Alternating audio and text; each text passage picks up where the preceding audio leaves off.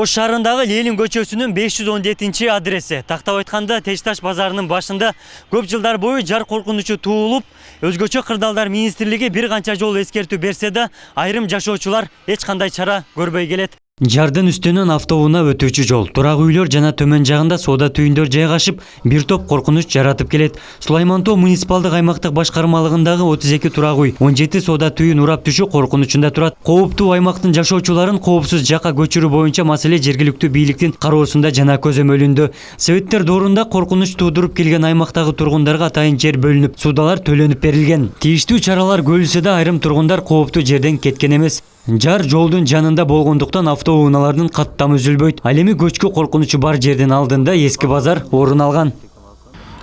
Ток базар деп, ошонун үстүндөгү жар болжолдуу 15 метр кооптуу деп биз тапканбыз. Ошонун негизинде бул жерден көчүрүү боюнча элдерди кооптуу аймактан чыгуу боюнча атайын эскертүүлөр жыл сайын берилип келет. Мына бүгүн ушул Ленин көчөсүн кеңейтүү боюнча ушу жарды бекемдөө иш-чараларын жүргүзүү боюнча атайын жетекчилер келип, көрүп, кийинки кандай иш-чара жүргүзө турганын макулдашып кетишти. Бүгүн шаар мэри Таалайбек Сарбашев жана өзгөчө кырдаалдар министри Нурболот Мирзахметов кооптуу аймактагы абалды көрүп, жашоочулар менен жолукту. Шаар башчысы Таалайбек Сарбашев коркунуч туудурган жерде ыкчам иш алып барууну тийиштүү жетекчилерге милдеттендирди. Атайын долбоордо кооптуу жарга узундугу 100 метр, ал эми бийиктиги 16 метр болгон тосмо дубал курулат. Мына берде көрүп турасыздар, мына быйыл эмдиги 2020-жылкыга мына Ош шаарынын мына Курманжандатка көчөсүндө турабыз азыркы жерде. Ой, Курманжандатка көчөсүндө, мына Ленин көчөсүндө турабыз. Мына Тешик таштан кийинки жол. Тешик таштан жаңы автовокзалга чейинки аралыгын биз оңдоп түзөө боюнча азыр мына долбоорун даярдап жатабыз.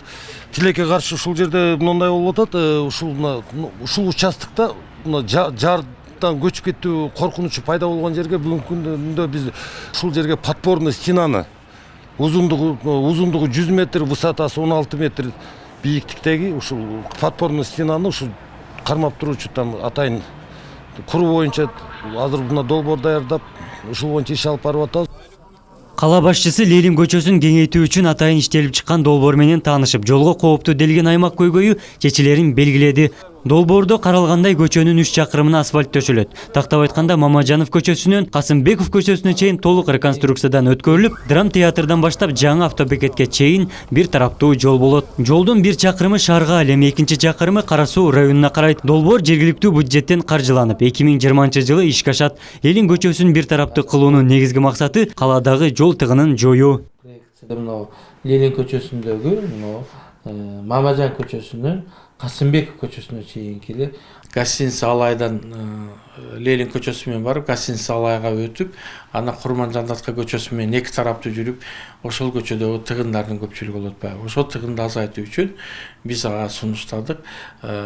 Ленин көчөсүнүн туура эле Касымбековго алып чыксак, ошондо бир тараптуу жол болсо, ошондо гана бир аз болсо дагы жол тыгындары азаят деген үмүттөбүз. Аялдама куруп беришине, анан бул жол примерно бир 20 жылдан бери каралбайт да. Анан постоянно ушул көчөнү ылдый жагы Кара Суу районуна караштуу болгон үчүнбү билбейм, баягы спорный болуп калган да. Анан Загородныйдан баштап. Бүгүн мэриядан, МЧСтен келишти. То есть шу боюнча карап беребиз деп неме кылды го 2020-жылга. Буюрса болуп калат.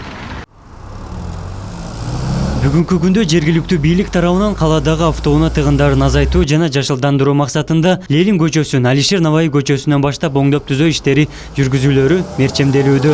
Жардын урап кетүү коркунучундагы дубал тосмо курулса, жолду узартуу маселеси чечилет. Тосмо курбай жол салынса, жар менен жолдун ортосундагы 1 метр аралык кийин түшүп кетүүсү толук ыктымал. Абдумалик Базарбаев, Айбек Үсөн, жаңылыктар.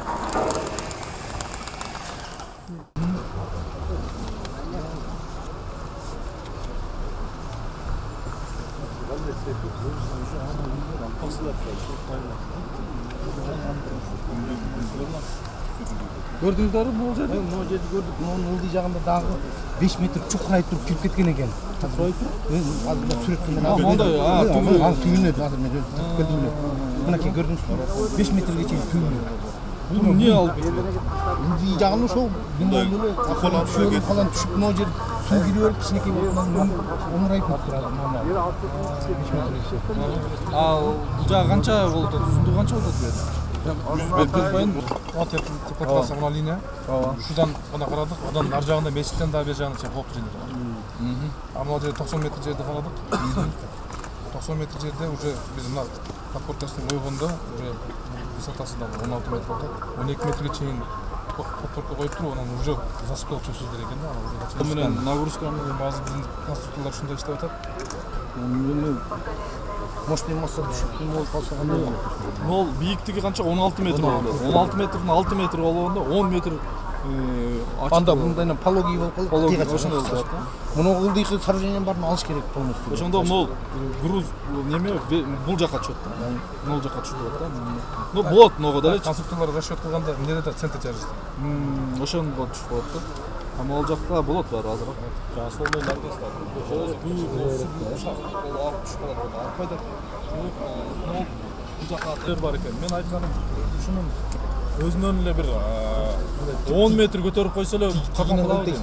10 метр көтөрсө деле кармайт го, анан бирок канчалык бийик болгон сайын уже нагрузка ылдый жакка көп болуп кетет да. Толтурганда нагрузка өй жакта өйдөн тегип баштайт. Көтөрүп салсак деп атпайбы, бирок анда өзүнүн да немеси бар да. Өзүнүн ордук күчү менен урат. Күчү бар деп атпайбы. Аны кичине неме бериш керек. Проект даярдаса жакшы болсо эле специалисттер бар. Акскания баардык итүү шарттарын берет да биринчи. Бергенден кийин ошол конкурска бет эткенде дагы чогуу совместно иштейбиз. Хорошо. Электр иштер менен мындагы Примерно проектке канча акча менен бүтөт? Примерно проект. проект примерно бир 500-600 миңге келет да. Миллионго жакын. Проект өзүнө канча? Жо анча кетет. Кетет ушунча. 100-400 да. Бу жерде өзүнүн расчеты бар да. 500 миңге чейин кетет да. 500 миңге чейин. Чейин анын ичинде изысканиясы кошот да проект. проект. Ошо биз расчет беребиз. Анан изысканиясын кылат да, кол изысканиясын кылат. Проект болбойт, изыскания болмойт. Анан кийин катышат да, баары тендер, конкурс болот бу жерде. Хорошо. Бере албайбыз. Сиздин атыңыз ким? Сиз МЧС да? Бизде департамент, менде департамент капитальный строительствонун башчысы. Ошто турасызбы?